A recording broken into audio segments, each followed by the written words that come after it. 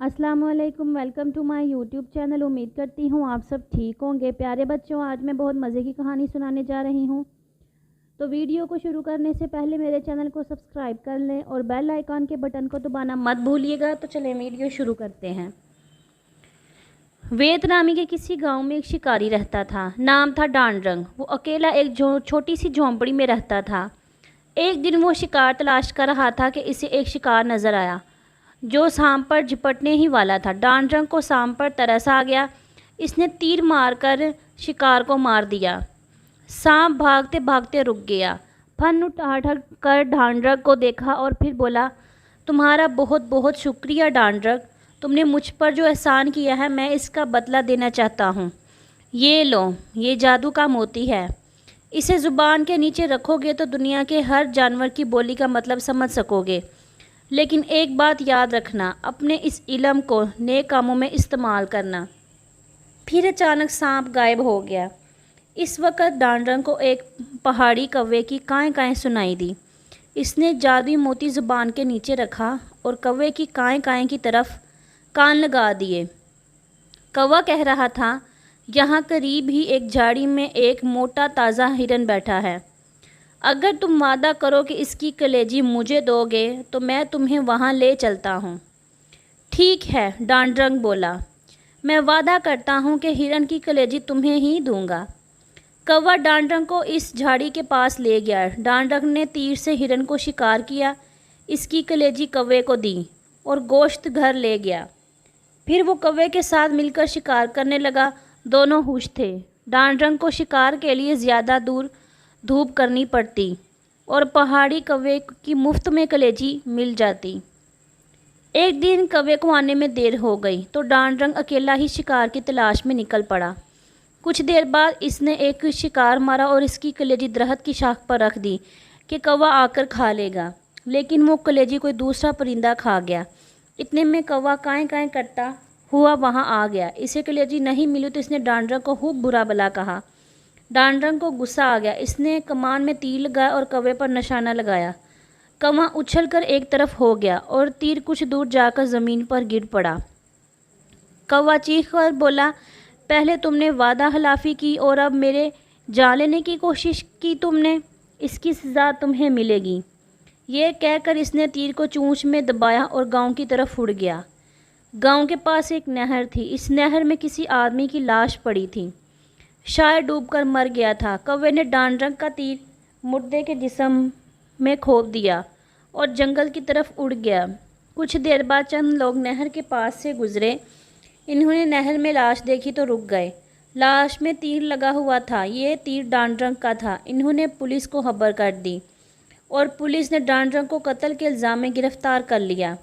अब बेचारा डांडरंग जेल की काल कोठरी में पड़ा आहें भरता रहा।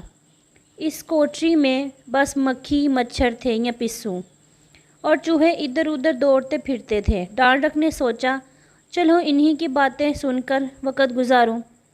अब वो सुबह होते ही जादुई मोती ज़ुबान के नीचे रख लेता और इन जानवरों की बातें सुनता। एक सुबह एक चिड़िया दूसरी चिड़िया से कह रही थी, इस मुल्क का बादशाह बहुत बेवकूफ़ है। इसके गले के गोदाम से रोज़ रात को चोर चालों की बोरियां चुरा कर ले जाते हैं। अगर यही हाल रहा तो चंद दिनों में सारा गोदाम खाली हो जाएगा। डांडरंग ने जेलर को बताया और इसे ये बात बताई। जेलर की बात को इसकी यकीन ना आया। इसने कहा, तुम कोई जादूगर हो जो तुम्हें यहाँ बैठे बैठे चोरों की खबर मिल गई? डांडरंग बोला, मेरी बात गलत हुई तो मुझे फांसी दे देना। जेलर ने कोतवाल से बात की तो कोतवाल ने वज़ीर को इत्तला दी और वज़ीर ने यह बादशाह को बात बताई। इसी रात बादशाह के सिपाहियों ने गोदाम पर छापा मारा और चोरों को रंगे हाथों पकड़ लिया। गोदाम के चौकीदार चोरों से मिले हुए थे, वो भी पकड़े गए। बादशाह ने खुश होकर वज़ीर को 100 अशरफियाँ दी। वज़ीर ने खुश होकर कोतवाल को 10 अशरफियाँ दी। कोतवाल ने खुश होकर जेलर को 1 अशरफी दी। डांडरंग को फूटी कौड़ी भी ना मिली। चंद दिन बाद डॉक्टर ने कहा कि इसकी कोठरी की चूंटियाँ बाहर भाग रही हैं। एक चूंटी कह रही थी, चलो चलो किसी ऊंची जगह चलो, पहाड़ों पर मूसलाधार बारिश हो रही है, सैलाब आने वाला, ये तमाम गांव खेत और कल्याण बह जाएंगे। ڈانڈرنگ نے یہ بات جیلر کو بتائی، جیلر نے کوتوال کو بتائی، کوتوال نے وزیر سے کہا اور وزیر نے بادشاہ کو بتلایا۔ بادشاہ نے اسی وقت گاؤں ہر کارے بیچ کر لوگوں کو خبردار کر دیا۔ لوگوں نے جلدی جلدی دریاؤں کے کنارے اونچے کیے اور کنکر پتھر ڈال کر پشتوں کو مضبوط کر لیا، اور اس طرح سیلاب کا پانی بغیر کوئی نقصان پہنچائے گزر گیا۔ بادشاہ نے وزیر سے پوچھا، تمہیں یہ باتیں کون بتاتا ہے؟ وزیر نے کہا، کوتوال۔ کوتوال بولا جیلر، اور جیلر بولا ڈانڈرنگ جو میری جیل میں قید ہے۔ بادشاہ نے اسی وقت ڈانڈرنگ کو بلایا اور اس سے دریافت کیا کہ تمہیں یہ باتیں کیسے معلوم ہوتی ہیں؟ ڈانڈرنگ نے سب کچھ سچ سچ بتا دیا۔ بادشاہ بہت خوش ہوا، اس نے ڈانڈرنگ کو اپنا وزیر بنا لیا۔ بادشاہ سلطنت کے کام کاج سے فارغ ہوتا تو ڈانڈرنگ کو لے کر کسی باغ یا جنگل میں چلا جاتا اور ڈانڈرنگ سے مختلف جانوروں کی باتیں سنتا۔ بادشاہ بہت خوش ہوتا اور اسے خوب انعام و کرام دیتا۔ ڈانڈرنگ عیش و آرام میں ایسا مست ہوا کہ اپنے گاؤں کے ان لوگوں کو ہی بھول گیا جو آڑے وقتوں میں اس کی مدد کرتے تھے۔ ایک دن بادشاہ نے دریا کی سیر کا ارادہ کیا۔ پانی میں رنگ برنگ مچھلیاں تیر رہی تھیں اور ڈانڈرنگ ان کی دلچسپ باتیں بادشاہ کو سنا رہا تھا۔ اچانک ایک مچھلی نے کوئی ایسی بات کہی کہ جسے سن کر ڈانڈرنگ نے زوردار قہقہہ لگایا۔ اس کا منہ کھلا تو موتی پانی میں گر پڑا۔ بادشاہ نے غوطہ خوروں کو حکم دیا کہ وہ پانی میں سے موتی نکال کر لائیں۔ غوطہ خوروں نے تمام دریا کنگال چھان ڈالا، موتی کہیں نہ ملا۔ بادشاہ کچھ دن تو اداس رہا، پھر اس نے اپنی تفریح کا دوسرا سامان کر لیا اور ڈانڈرنگ کو محل سے نکال دیا۔ ڈانڈرنگ رنجیدہ غمزدہ دریا کے کنارے بیٹھ گیا اور ریت میں موتی تلاش کرنے لگا، لیکن بے سود۔ اسی طرح کئی دن گزر گئے۔